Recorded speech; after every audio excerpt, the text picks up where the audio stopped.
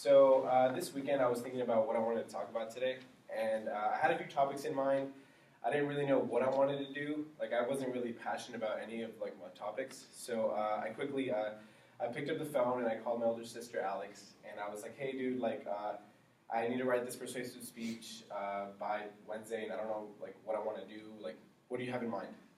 And her answer, like, it was sarcastic, but at the same time, she was kind of serious when she said it. She's like, "Oh, I like how you only hit me up when you need something."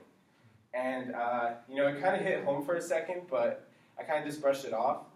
And whatever, we just kept talking, and she did actually give me some good topics to talk about. And that night, I was thinking about it again. Like, I was still indecisive. And I went back to that, like, thing that she told me. She's like, "Hey, like, you only hit me up when you need something." And that really got me thinking about, like, where our, like, relationship has, like, led to since I've, like, moved to college, and she also moved away for grad school. And that, like, just like gave me the idea to talk about sibling relationships. So the reason I wanted to talk about this is because it's something that we usually take for granted, and if not taken care of, they can deteriorate. I've been a sibling all my life. As I said, she's my older sister, and luckily I've also been an older sibling for part of my life, as I have a younger sister that's in high school and a younger brother who's in elementary. Since we are all in college right now, and most of us had to move away from home to come to college, it is safe to say that our sibling relationships have deteriorated from what they once were before we moved out. According to the Huffington Post, in an article titled "Proof There's Nothing Quite Like a Sibling Bond" by Elena Hall, approximately 4 out of 5 Americans grow up with a brother or a sister. And in a study done by Jane Isay, a well-known published author, stated that she interviewed nearly 100 men and women about how they got along with their siblings, and found that most people wanted those relationships to improve. Now, it is clear that there's a need to always be, as I said, kind of be working on your relationship with your siblings, and it is important just because your siblings, they're with you your whole life. They are those few people that you can be in a room with them. You don't have to tell them how you're feeling. You don't have to tell them how your day went.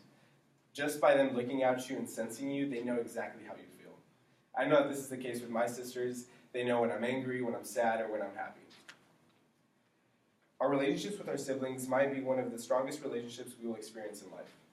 Just as sibling relationships were useful during our childhood development, they are still very important and useful today in helping us have a sense of belonging and a sense of love, as well as positive influencing and mentorship. Now, what do I mean by positive influencing and mentorship? As I said of my older sister, I like to talk about her a lot. But as I said about my older sister, she has influenced me a lot. She actually graduated from Cal Poly with a bio degree, and that is one of the main reasons I decided to come here. I visited the school plenty of times, and I liked it a lot. So that is just one example of how she positively influenced me. An example of how I've positively mentored my younger siblings. My sister, as I said, she's in high school, and I just got out of high school, so I still remember how everything flows there. So I've been able to tutor her there, as well as with my little brother. And right now, his life is all about soccer and stuff, but I still help. I try to mentor him in what I can.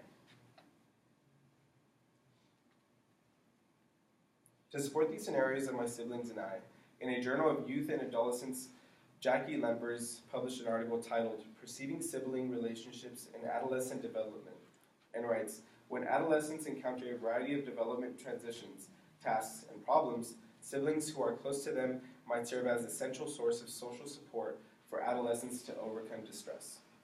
To elaborate on this, there's this model that I got from that same source that basically states how perceived positive sibling relationships, they help create good friendships, academic achievement, and self-esteem.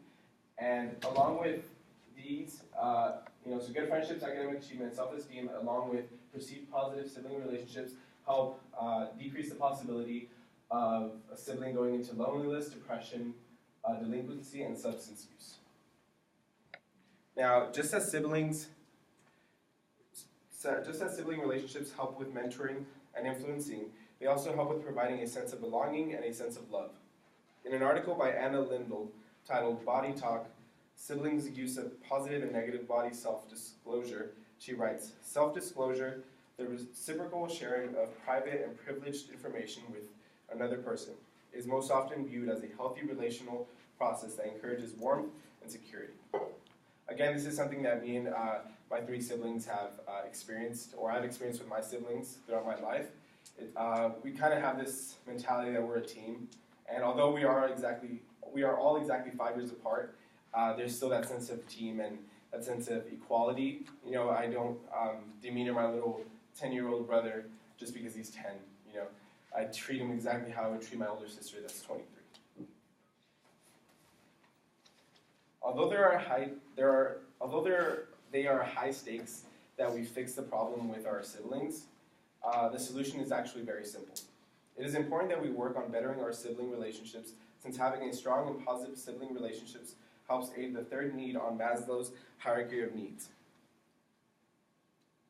So as you can see, it's the third one on top, and it goes from the bottom to the top. So the first need that humans worry about is psychological, and then it goes on to safety, love/belonging, esteem, and self-actualization.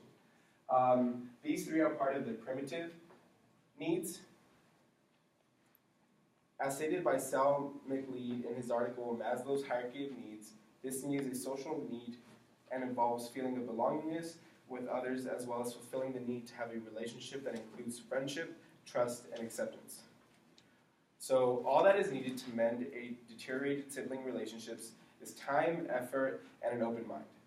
Now, what I mean by this, and although every sibling relationship is different, these are kind of just the general things that one can do to help work with a sibling to just better the relationship. What I mean by time is just spend time with them.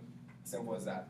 What I mean by effort is, when you're with them, try to kind of push the boundaries as to talking about certain things that they're struggling with. That kind of puts you at a better place with them.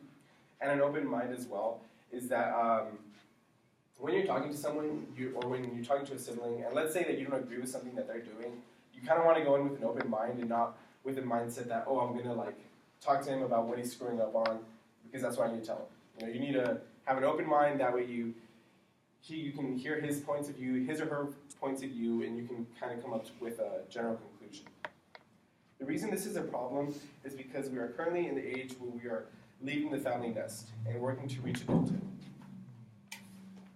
As written by Wendy Little in her article, Sibling Relationships During the Transition to Adulthood, she writes, individuals transitioning to adulthood tend to alter their focus toward new social relationships and less on family relationships.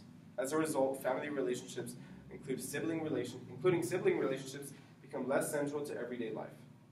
If we don't take action to strengthen our sibling relationships at our current position in life, our sibling relationships are at risk of deteriorating and possibly never returning to what they once were.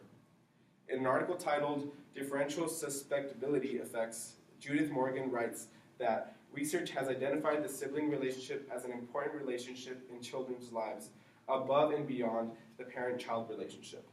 Now, what does that mean, or why is that the case? And as I read through the article, it basically stated that when you're with your parents, or the time that you're with your parents throughout your life, it's technically, or for the most part, only the first half as life takes its toll. And usually during the second half, that's when you have your spouse and possibly your future children. But the only people that are with you along the whole ride are your siblings. So I just thought I'd point that out. Now, audience, as the summer is approaching, we should all dedicate time and effort to strengthen sibling relationships while back home. Thank you.